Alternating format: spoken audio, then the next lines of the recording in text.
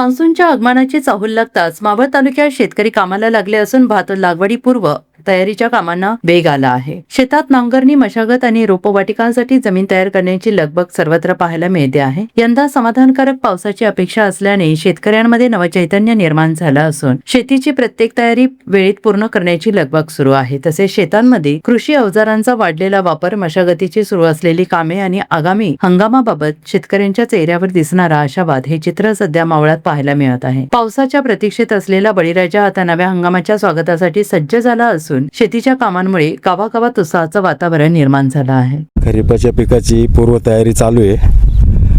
पेरणी वगैरे झाली, 8 दिवस झाले पेरून. आता पावसाची वाट बघतोय. तोपर्यंत त्यापूर्वीची साफसफाईची कामं चालू आहेत शेतीमधली.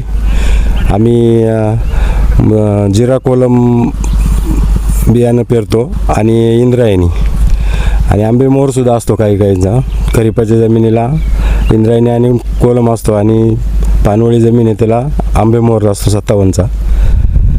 म्हणजे आता कामं चालू आहेत आमची पूर्वीची. आंबेमोहरचं महत्त्व म्हणजे आमच्या भागामध्ये आंबेमोहरच्या जमिनी आहेत. आंबेमोहरचं जुनं तांदूळ म्हणजे असा की त्याची मशागत, शेणखत 1 नंबर क्वालिटी. त्याला 4 क्वालिटी आहेत. 1 नंबर 1 दाणी, कलर 2 नंबर, 3 नंबर वास, 4 नंबर क्विंटलला 70 किलोचा उतारा पडला पाहिजे तर तो 1 नंबर तांदूळ म्हणायचं. आणि त्या तांदळाचं असं आहे की म्हशीचं दूध, जर्सी गाईचं दूध ही जीवनसत्व याच्यामध्ये आता जरी कुठली संकरित भातं जरी जास्त पिकत असतील तरी जीवनसत्व ह्या आंबेमोहरच्या तांदळाला जो आहे हा कुठल्याच तांदळाला नाही.